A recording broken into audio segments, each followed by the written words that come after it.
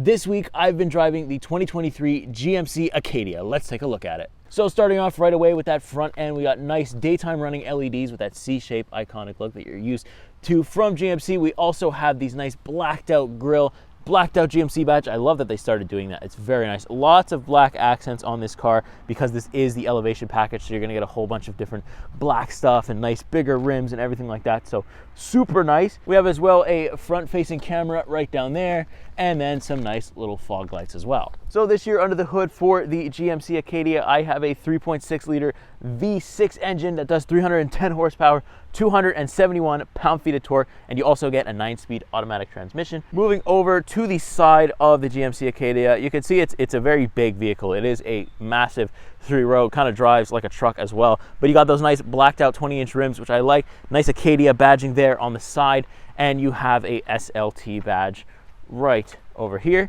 Very nice, because that is the trim that we're doing this week.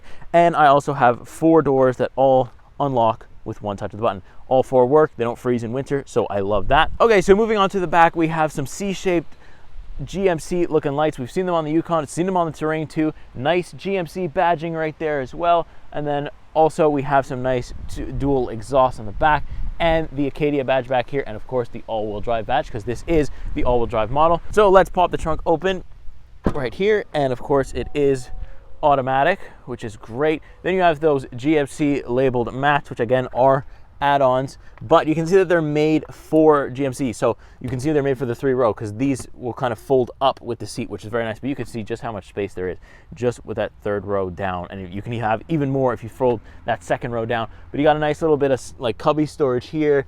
You can see the cup holders from the 3rd row, they're right here. So overall, very nice, very effective, but let's hop inside and see what that is. All right, so as usual, let's start off in the back seat. Let's hop in to the back seat of the GMC Acadia here, and I obviously have a whole bunch of room, as this is a 3-row vehicle. So this first captain chair here, I am very much set. A little bit of storage here, not too much detail on the door or anything like that. It's really, really bare bones, but you do have sort of like a cup holder thing. I don't know if it's exactly a cup holder, but it is there, and it's a little nice touch. We also have some nice climate controls back here, where you have both heated seats for the 2 captain's chairs, some temperature controls, and the fan speed. Also, you have a AC 120 volt output right here, and so USB-C and normal USB.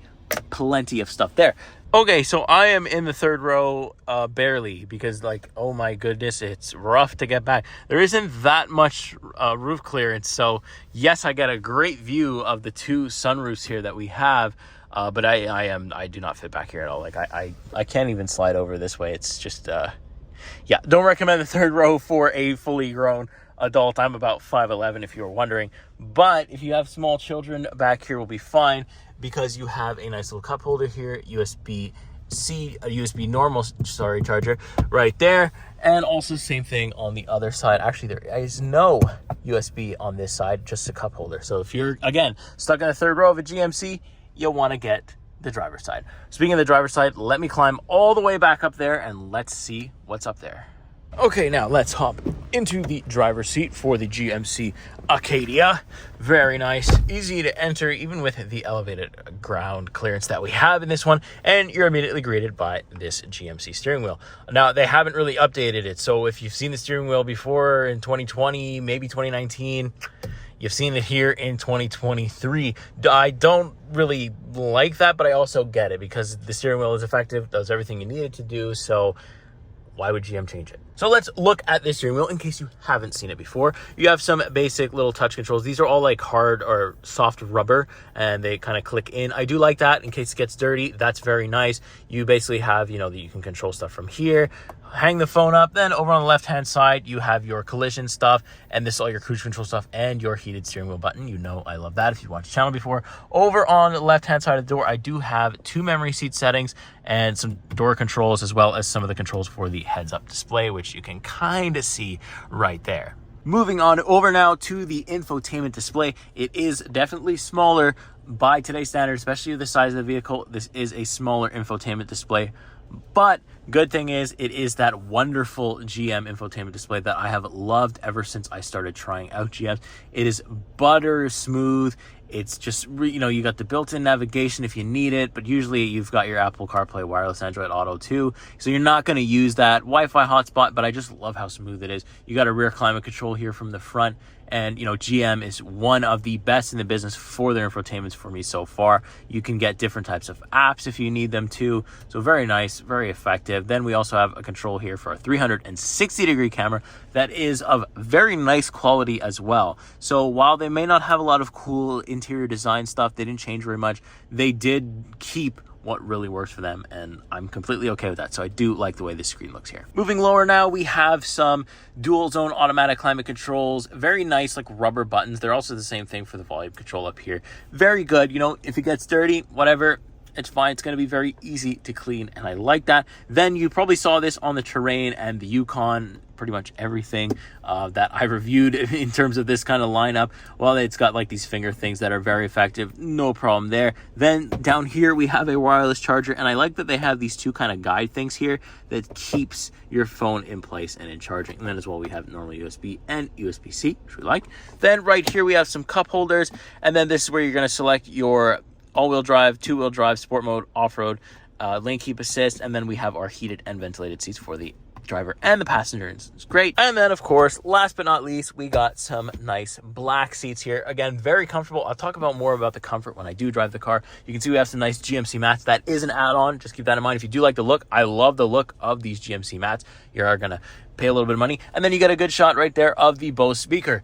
Very effective sound system, but very, very bassy, even at the bass level. I never change how the sound sounds in the car. I leave it at bass, and just the bass configuration, it's a very bassy Bose sound system. So if you like the floor to vibrate when you're listening to music, that's the one to go with. Overall, very simple dash, very used. It's just meant to be used. It's not really meant to be looked at, this GMC Acadia. That's the opinion on the interior. Let me strap that GoPro onto my forehead like usual. Let's take this thing for a test drive. All right, here we are on the road, 2023 GMC Acadia SLT, which has been very comfortable this week. Again, I really haven't had an uncomfortable car. I wonder what that feels like. Well, I guess you can call the Kona N uncomfortable car, but yeah, so far, seats, comfortability, very nice. Haven't had a lot of traffic or a lot of like really long seat time this week in this car, but no worries. So I mentioned the drive mode right now, and most of the time I'm driving in two-wheel mode, but I can engage the four-wheel mode, and I can already kind of feel the pickup a little bit, and then I can also engage that sport mode, and then you get a little green flag in the gauge cluster to indicate to me that I am in fact in sport mode. I'll dab the brakes here a little bit, and let's launch it in the GMC Acadia all the way to the floor. Ooh, that pedal's got travel. Whoa, look at this. Woo, this is okay. Hey, that's fun. Oh wow, okay, that's great. Okay, so a little bit of lag. There's a whole bunch of pedal travel. Let me actually calm the car down, put it in two-wheel drive.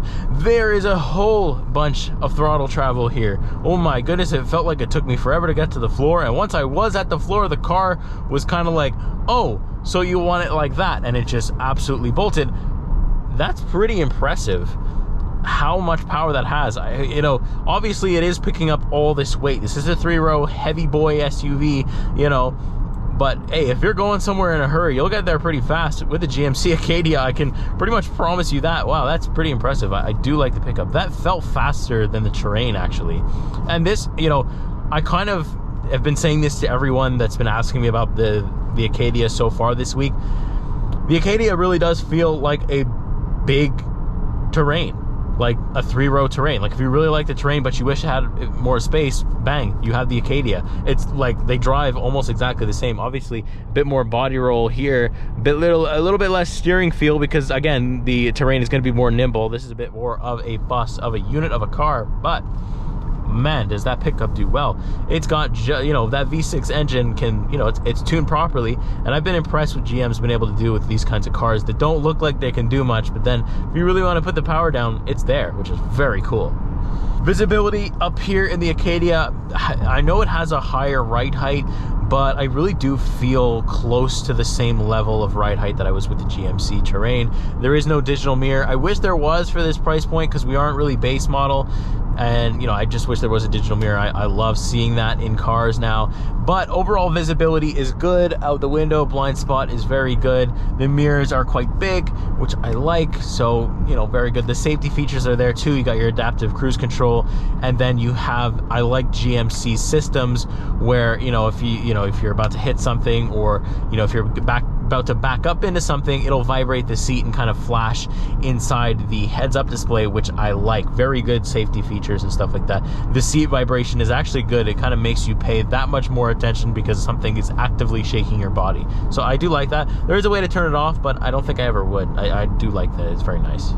So I've done roughly about 300 kilometers so far in this Acadia, and I'm getting around the 13.3. Lots and lots of city driving. Pretty much up to this point in the week, we're Friday, pretty much exclusively city driving. So if you are looking for a big boy car for city driving, it's going to be fuel efficient, that's probably not going to be the GMC Acadia, because 14.3 is still quite a lot.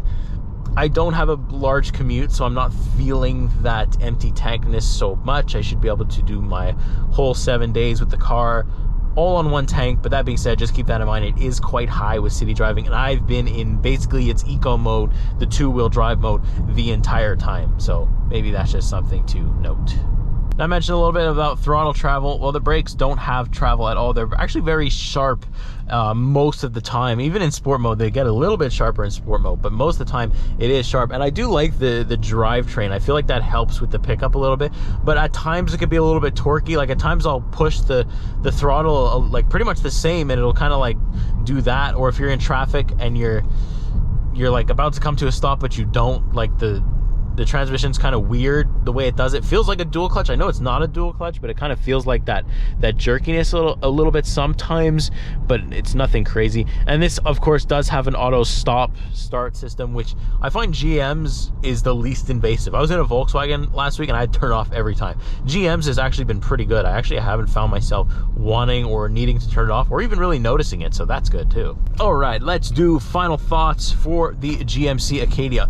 I mean, I do wish that they maybe change things from 2020 to 2023, but again, it's that if it ain't broke, don't fix it, and I guess it's not broke. If you know, I do videos with Niall from PRN Test Drive. You maybe are coming from that video to watch it. If you are, thank you very much.